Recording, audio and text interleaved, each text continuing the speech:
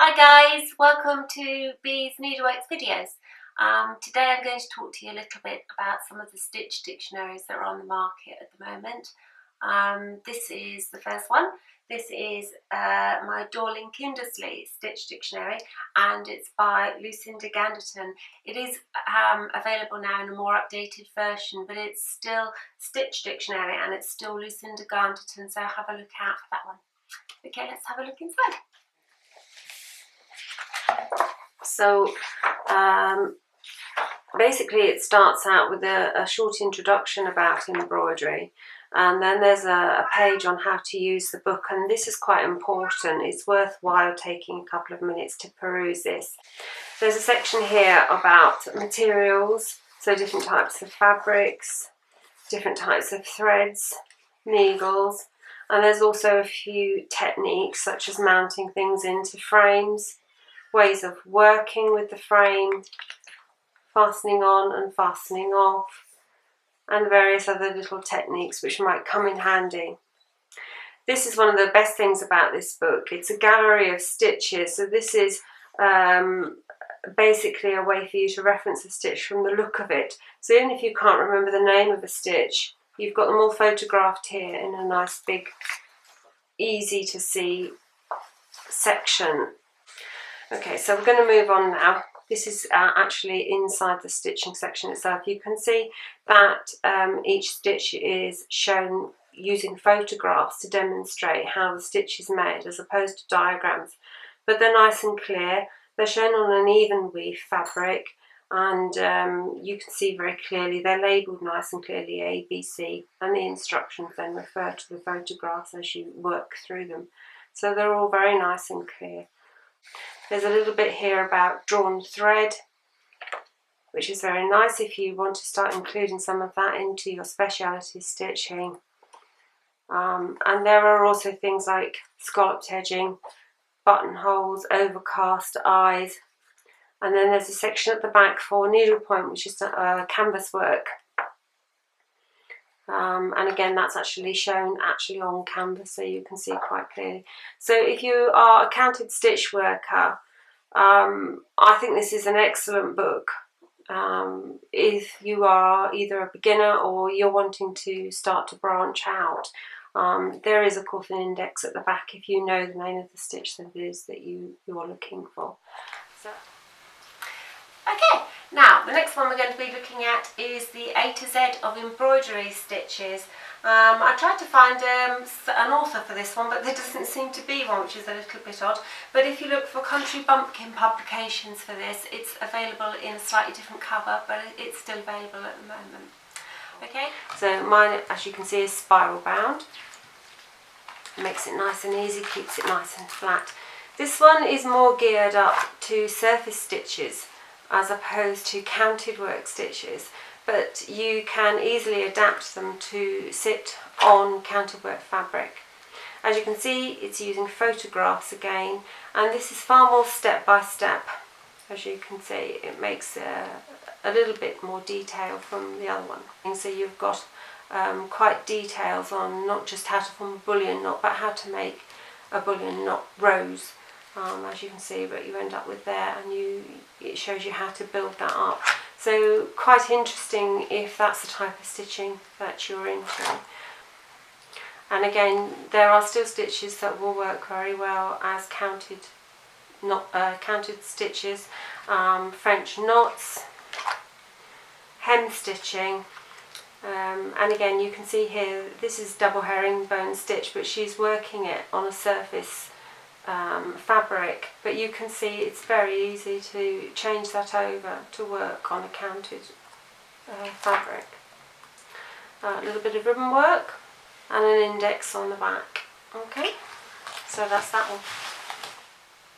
Okay, this is the next one I'm going to be looking at. This is by Jane Greenough. It's only just been out about a year or so now. And it's called just simply The Stitch Book. You can get hold of this one through the Cross Stitch Guild online. This one again is spiral bound, and let's have a little look inside. and you can probably see from my hands on this, this is much smaller than the other books that I've shown you so far, which makes it nice and easy to slip into a handbag or your project bag when you're out and about. This one is, she has several books out, including the Cross Stitcher's Bible. This one is purely about stitches. Okay, so there's no projects in here, this is just purely stitches. She talks about starting and finishing off a thread and how to work to the left of a vertical thread or a VO space, as I call them on my designs. So you can see each stitch has its own page, which is quite handy, and the stitches both diagrammed and explained. She doesn't ABC her instructions, she just writes them out in longhand, which, you know, some people will prefer and some people won't like. It's a wonderful little book just to have. You can just quickly pick it up and flick through and get a good idea. And then there's a section here about working hardanger, including filling stitches such as dove's eyes and spider webs. And then there's a section about withdrawn work, so there's hem stitch there and how to actually cut and withdraw your threads and reweave them. It's a very good book, lovely big clear diagrams, nice to keep by your side as you're working, but perhaps not for an absolute beginner, one to keep to refresh your memory for stitches and techniques that you've perhaps used and learned before in a class or used on another project before. Okay, and now we've got The Right-Handed Embroiderer's Companion by Yvette Stanton.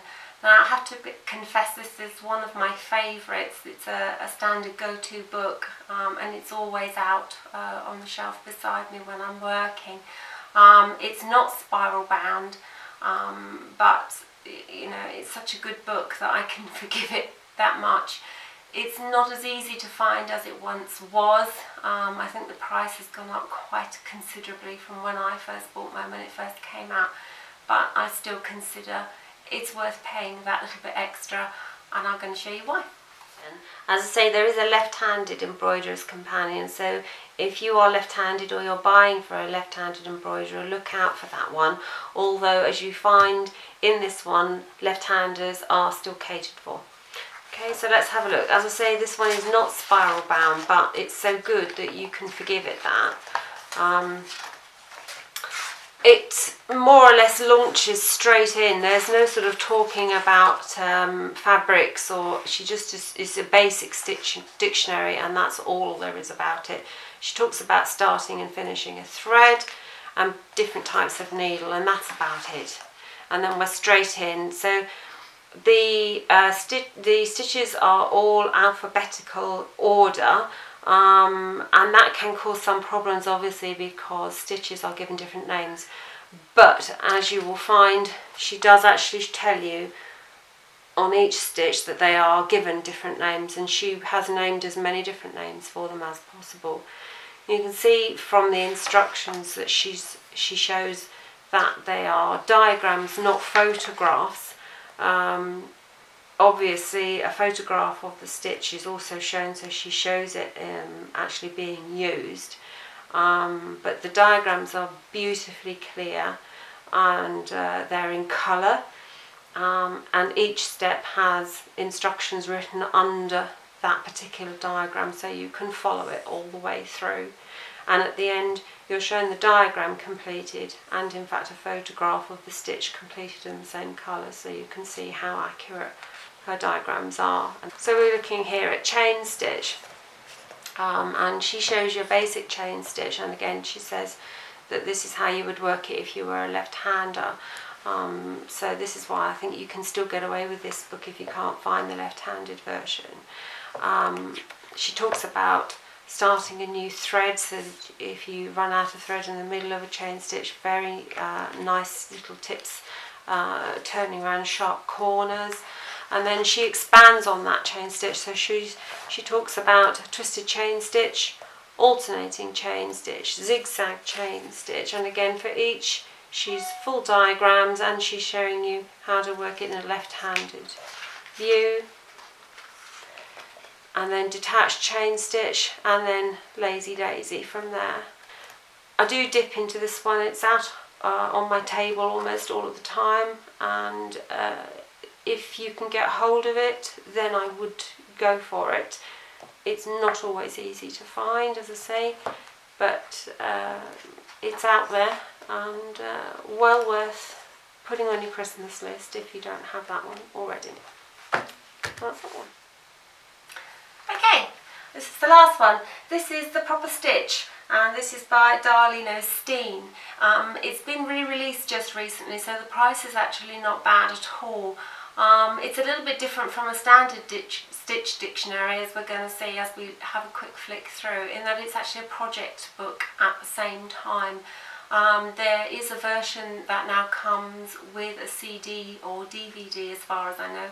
I don't have that, so I can't make comments on it. It's just the book. My version is spiral bound, but I believe there are paperback versions out there as well.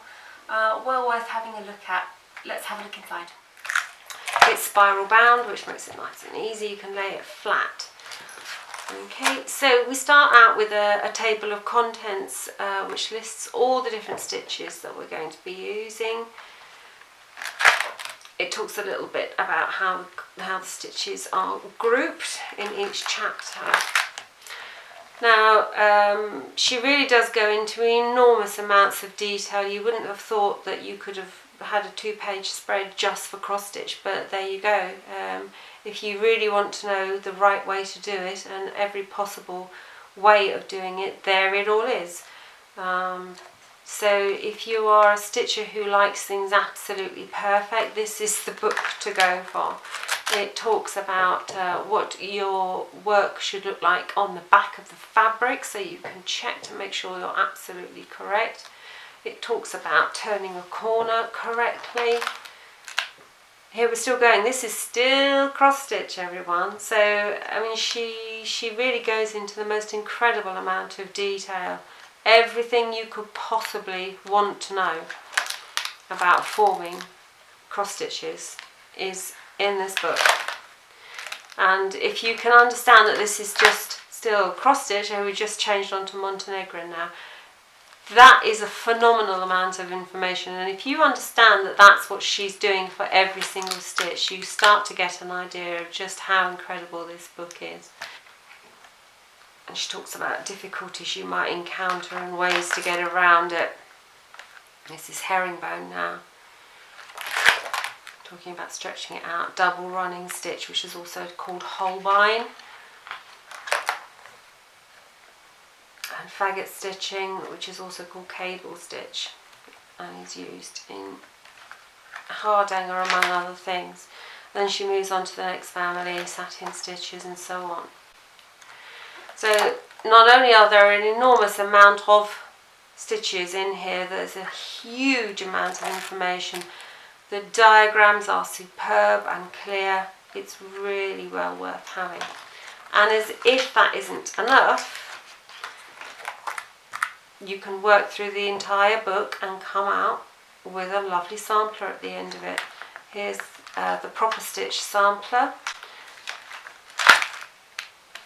It tells you exactly all the threads to get, so you can actually kit this up and then follow the book through, and whenever you come across a stitch in a band, you can check it out in the book, and it will tell you exactly which stitch is being used throughout. It's really something rather special and a superb gift. So if you know someone who likes their stitching, especially if they're a counted stitch work addict or a sampler addict, this is the book to get them. Right, well, I hope you enjoyed that and it's given you some ideas and some inspiration. And don't forget to pop along to beesneedleworks.co.uk and see what's new. Bye.